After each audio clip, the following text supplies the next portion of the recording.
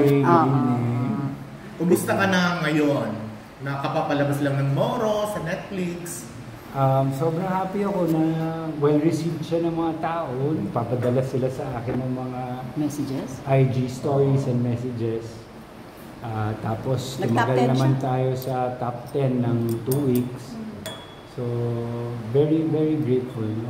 Especially at tinanggap kami ng Muslim community. Walang ni isang bad comment. So, ibig sabihin, Direk Brillante. Accurate yun. You know, told the story pretty well. And somehow, with his help, with Direk Brillante's help, and the help of other Muslims, especially the Magindanaoans who were there on set, helped us or guide us with our characters. Tuloy-tuloy pa rin naman ang mga trabaho mo, mga proyekto sa pelikula man at sa serye. Yes. Ano yung kumbaga may expect namin sa iyo? Yes, excited po ako. August 1, may first shooting day na po ako kay Direk Cathy Camarillo sa Pocket Media. It's a very, I would say it's one of the most difficult roles na gagampanan ko kasi I play twins. So, iba yung character ng bawat isa. Kasama ko po dito si Bianca Umali, Cedric Juan. oh, and the one and only Tito Pip, who plays my father in this movie, and si Cedric Juan. Ano ba si Cedric sa movie? Secret? Yeah, secret pa. Pero ang title niya Dango eh. So, it's all about it's an assassin movie. Kumaga, sino ba ang pinaka Juan Dango? Kasi yung unang first movies ni Direk Sisi, rom-com na nag-Korea. Ito medyo ibang genre. Yeah. And stylized yung pelikula, so grabe yung paghahanda namin. Maganda yung nangyari sa StoryCon and sa look test, no? Kasi yung character ko dito may kulay ang buhok, may psoriasis.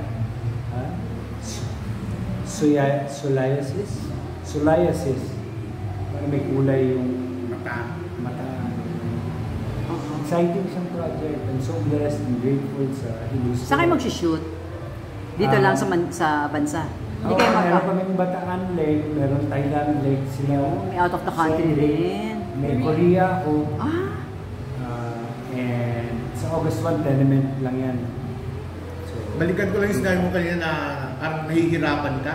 Nahihirapan ka pa rin maghanda sa isang role kahit kumbaga premiado ka na rin naman, kumbaga nakilala ka ng mahusay.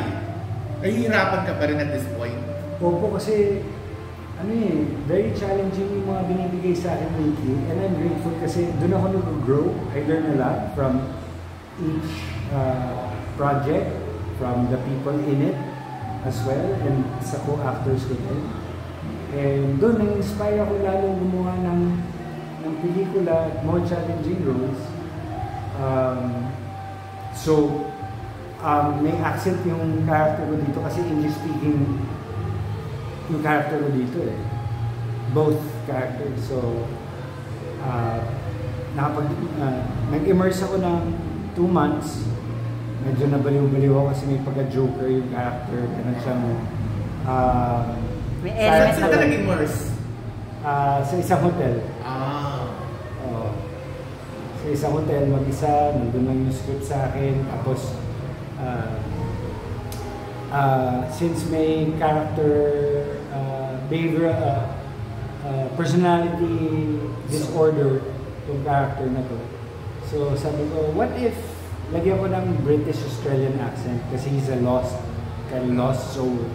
Mas mahirap yung accent na yun. So, I was thinking, if I talk this way, mate, and say like, Papa, it wasn't me, Papa, you should, who's that Juan Dango, you know? So I was thinking I play the character that way, and then the other character like Michael Corleone lang, na steady English lang, mas poker face lang, mas introvert siya. So I'm gonna have fun. Relate ka sa The Godfather?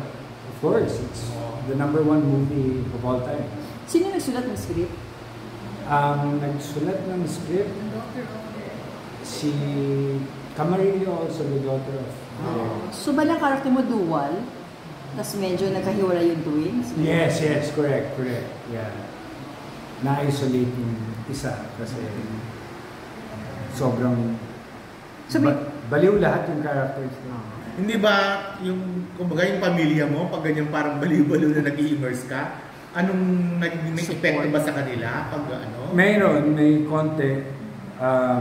Kaya humiwalay ako ng 1 week straight. And then pagbalik ko na sa bahay, okay na lang. Normal na ulit. Buti nakakakabala ka, ano, Baron, ano, sa mga ganyan. Actually hindi, may mga araw. Mahirap, di ba? May mga araw pag-agising ko, ano ko yung accent ko, sabihin ko yung dialogue ko. Para lang hindi mawala dun sa focus, para pagdating sa set, somehow confident na ako sa gagawin ko. Sinong leading lady dyan? Meron ba? Bianco man. Oo nga, siya lang? Oo nga, pero sorry ha, malilimutin. Siya lang? Kasi dalawa kayo eh. Yeah, siya lang. And it's more of like... Nag-action-action din si Bianca dyan. Yeah. Ano siya, maraming cast, I get to work with, I will get to work with Korean actors as well. May foreigner din. Mga mafia, assassin film. Ay, pang international ito? Yeah. Parang meron din kami aabangan sa iyo na isang soap, isang action na teleserye. Pwede yung konting kwento mo lang na pwede rin sa character mo o sa ano. Well, I don't know kung pwede pa siyang sabihin. Basta, abangan lang nila na may exciting. May isang na-bless ako, ABS-CBN, at ng Star Creatives. At kinuha nila ako. Nagbigay sila ng trust sa akin to work on a 9-month or more month project. So, I'm giving it my all, and I'll be able to do this because I know the team, Direct Lester. Ay, action. Production 360. Magastos yan. Lester Pimentel. And then, my plus one is my beautiful wife. Sana shoot? Abroad din. Abroad. May plus Abroad one saka eh. dito rin sa Bisni. Oo. Ay, wala siya kanina. Ay, sorry ha. Paulit na lang. Okay, paulit na lang. Ano nga ito? Bismin. Yeah, pero this is all secret pa eh. So, I don't know. Ako ang una nagsulat yan eh. Kasi kinuwento sa akin ng sa taga-production. Okay. Nagpaalam naman ako. Okay. Kaya alam ko yung mga details. Well, that's good. I'm just so blessed na... Kasi si Direct Lester, noong April, may shoot kami na pinunduce ng Netflix. Oh. It's called The Delivery Rider. So, pero kailan pa siya isi-showing? itong last quarter ng November towards December. Kasi may konting Christmas and New Year. Netflix ang producers, original film, Netflix original film siya. Worldwide talaga. Worldwide. So tapos na siya. Tapos na. Ang tara, yan na yung na-shoot, no? Pero hindi paborito ka ng Netflix? Well, thank you, Lord. Oh. Sobrang salamat ako kay Sir Vito of Netflix, the president. And salamat din ako kay Direct Lester kasi